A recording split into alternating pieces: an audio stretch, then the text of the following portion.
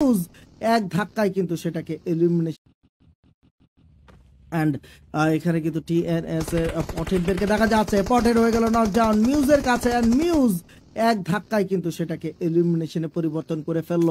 সেটা থেকে কিন্তু নকডাউন নেওয়াটা কিছুটা ডিফিকাল্ট হয়ে দাঁড়িয়েছে, বাট খুব একটা ডিফিকাল্ট হবে তেমনটা কিন্তু নয়। টিবিএস এর মিউজ আরো একটি নকডাউন ইনশিওর করে নিয়েছে তুষারের এগেইনস্ট দিয়ে কিন্তু ভালো পরিমাণ ড্যামেজ দেওয়ার চেষ্টা, বাট শেষমেশ কিন্তু মারওয়ান মিউজকে করে দিয়েছে ডাউন। বাট এখান থেকে কিন্তু শেষমেশ টিম ডিপি এলিমিনেট হয়ে গেল টিম টিএনএস এর কাছে।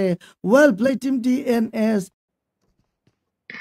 তো এখানে ওয়াও হোয়াট আ গ্রেনেড! এখানে টিপি সার্ভিসিকে স্প্রে ওপিকে কিন্তু নকডাউন এলিমিনেশন পয়েন্ট আমরা অলরেডি দেখতে পাচ্ছি। তারা কিন্তু ফাইট দুইটা স্কোয়াডের সাথে ফাইট নিয়ে এসেছে এন্ড ডিবিএস এর সাথে নিজেকে ডিফেন্ড করার ট্রাই করছিল।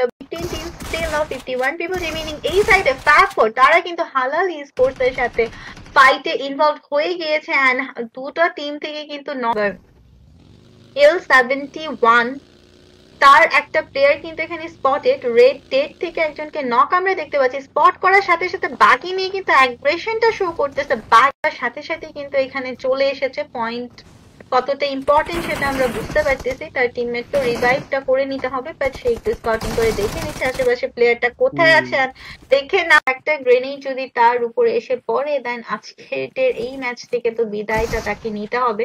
বাট 1v4টা কি সে করতে পারবে? হাতে শটগানটা নিয়ে নিয়েছে, শটগানের সাথে নিজেকে ডিফেন্ড করা খুব ভালো। ভার্সেস টিম বিইআরসির মধ্যে কিন্তু ফাইট শুরু হয়ে গেছে।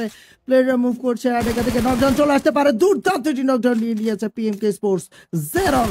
এন্ড অবশ্যই রেড ডেথ আর নিগার্সে কিন্তু রেড ডেথ তেলগোকে ডাউন করে দিয়েছে। বিএসজি কিন্তু হয়ে গেছে ডাউন। ভর্টেক্স হয়ে গেল ডাউন টিম পিএমকে স্পোর্টস এর কাছে। পিএমকে স্পোর্টস সুন্দর একটি ফাইট ব্যাক টু ব্যাক হয়ে যাচ্ছে। পিএমকে স্পোর্টস কিন্তু আগে এগিয়ে ছিল, বাট মানে simultaneous fight back to back হয়ে যাচ্ছে। পিএমকে স্পোর্টস কিন্তু আগে এগিয়ে ছিল, বাট এখানে কিন্তু কিছুটা পিছিয়ে পড়লো। পিএমকে স্পোর্টস থেকে দুজনকে নক দেখা যাচ্ছে শটগান নিয়ে, কিন্তু people remaining obviously and PMK Sports Murphy তাদেরকে দেখাচ্ছে টিমমেটকে রিভাইভ করে ফেলেছে এন্ড স্ট্রাইককে দিয়ে দুর্দান্ত নকডাউন নিয়ে কাউন্টার ফায়ারে কিন্তু নকডাউন হয়ে গেল মার্ফি। আর সেখান থেকে কিন্তু তার টিমমেটের কাউন্টার ফায়ারে এসে গিয়েছে আরেক দেশের পক্ষ থেকে নক করে দেওয়া হয়েছে। হালাল স্পোর্ট ব্যাক সাইড থেকে কিন্তু আবার পিএমকে লেজেন্ডস এর উপরে ভারী পড়ে গিয়েছিল।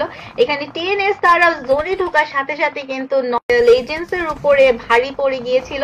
এখানে টিএনএস তারা জোনে ঢোকার সাথে সাথে কিন্তু নক হয়ে গেল। তো জোনে ঢুকে এএফসি আগে কিন্তু নিজেদের প্লেসটা সিকিউর করে বসেছিল। তাদের কাছে স্টাফিং এলিমিনেশনের সাথে কিন্তু সে কন্টিনিউ করছে। তার টিমমেট হিমসন সে কিন্তু 8টি এলিমিনেশন এনশিওর করেছে তার টিমের জন্য। বাসে তাকে ডাউন করে দিয়েছে।